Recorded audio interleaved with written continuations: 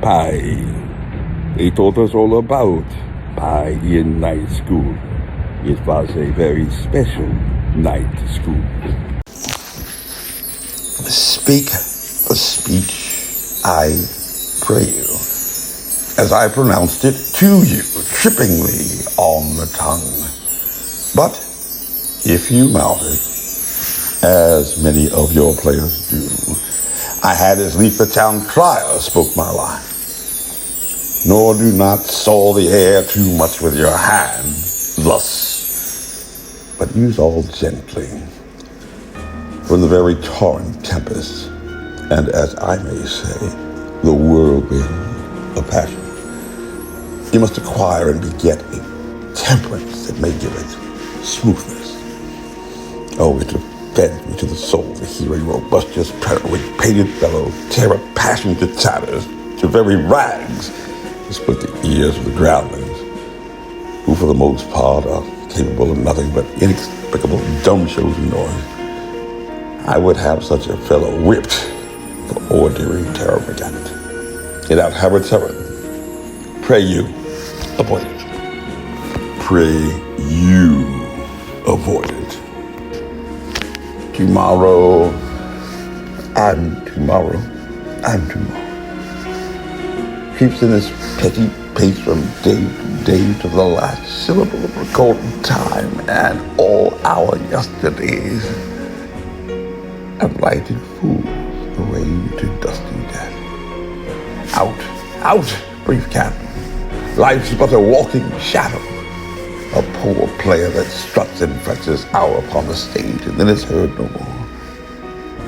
It is a tale told by an idiot, full of sound and fury, signified nothing.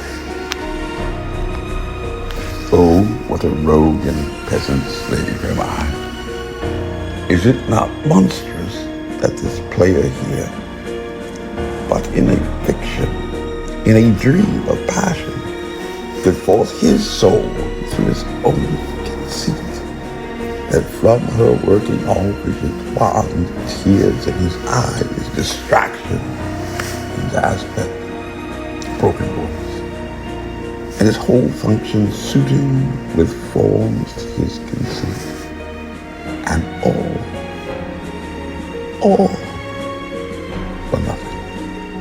For Hecuba. What's Hecuba to him, or he to Hecuba, that he should weep for her? What would he do had he the motive and the cue for passion that I have? He would drown the stage with tears and cleave the general ear with horrid speech. Make mad the guilty and appall the free. Confound the ignorant and amaze indeed the very faculties of eyes and ears. Yet I, a dull and little rascal, peak like John of Dreams, unpregnant of my cause, and can say nothing. She should have died hereafter. There would have been time for such words tomorrow, and tomorrow. Peaks all of this petty thing from day to day, from last syllable of golden time. And now yesterday, lighted fools away to dark and dusty death. Out, speak Talon. Life is but a walking shadow. The player that stops and frets this hour upon the stage. It is her no more. It's a tale told by an idiot. Full of sound and fury, signifying nothing. To be or not to be, that is the question. Whether it is nobler in the mind to suffer the slings and the arrows of outrageous fortune, or to take arms against sealed troubles, and by opposing end them, to die, to sleep, no more. And by a sleep to say we end the heartache of 1,000 natural shocks, that flesh is heir to, is a consummation devoutly to be wished to die. To sleep, perchance to dream. Ah, there's the rub. For in that sleep of death when dreams may come, we have shuffled off this mortal coil, must give us pause. There's the respect that makes calamity of so long life. For who would bear the whips and scourge of time? The oppressor's wrong, the proud man's contumely, the pangs of despised love, the law's delay, the insolence of office and the spurs that patient merit of the unworthy takes, when he himself might his quietus make with a fair body. Who would these fathers bear to grunt and sweat under a weary life, but of the dread of something after death, the undiscovered country from whose bold new travel return puzzles the will that makes us rather bear those ills we have, and to fly up to others that we know not of. Thus conscience does make cowards of us all, and thus the nature hue of resolution is sickly at war with the pale cast of thought, and enterprises of great pith and moments with disregard their currents turn awry, and lose the name of action. Soft you know, the fair Ophelia, is my voice, be all my sins remembered. She should have died hereafter. There would have been time for such a word. Tomorrow, and tomorrow, and tomorrow. Creeps on in this petty pace from day to day to the last syllable of recalling time. And our yesterdays have lighted fools the way to dark and dusty death. Out, we've cattle. Life is but a walking shadow. The player that struts and frets its hour upon the stage and then it's heard no more. 'Tis a tale told by an idiot, full of sound and fury, signify nothing.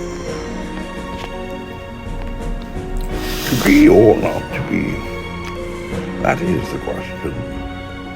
Whether it is nobler in the mind to suffer the slings and arrows of outrageous fortune, or to take arms against sealed troubles, and by opposing and ready to die, to sleep no more, and by a sleep to say we end the heartache of 1,000 natural shocks, that flesh is heir to, is a consummation devoutly to be wished to die,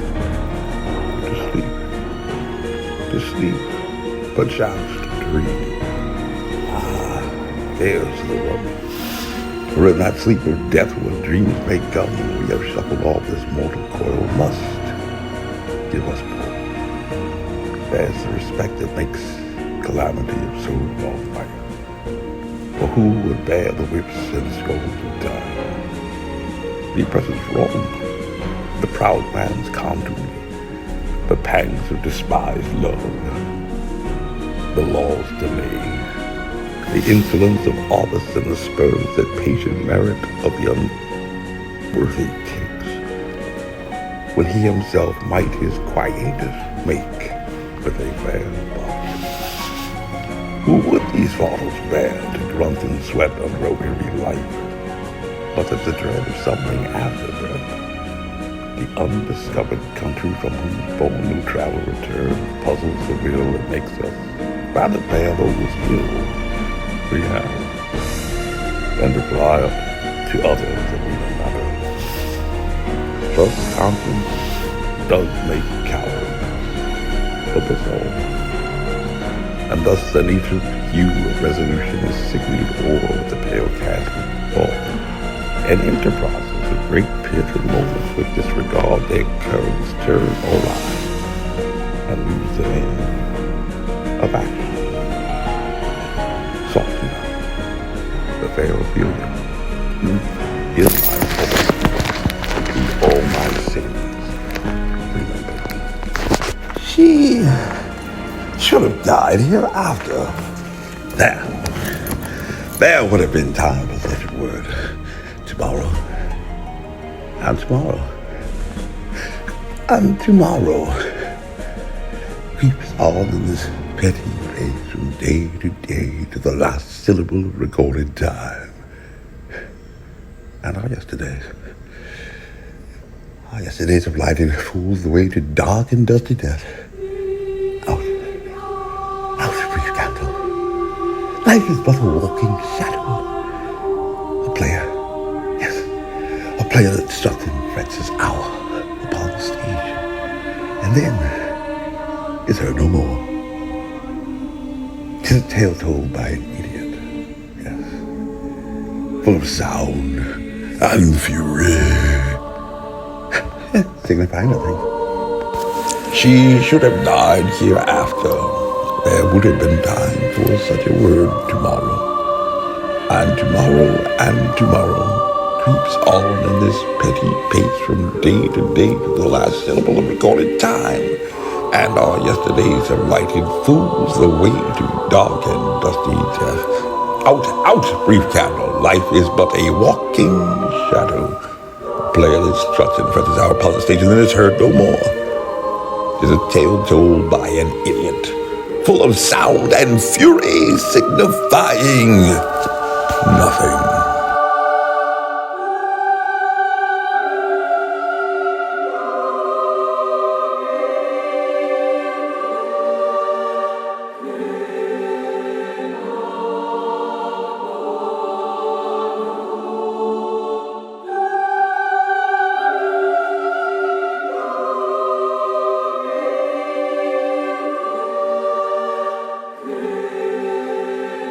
This advertisement was authorized by Mike Webb.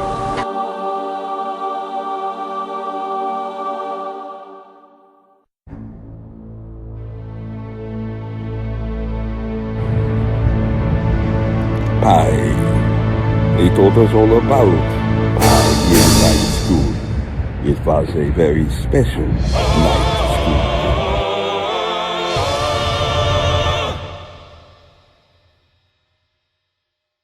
I used to be a Power Ranger in a former life.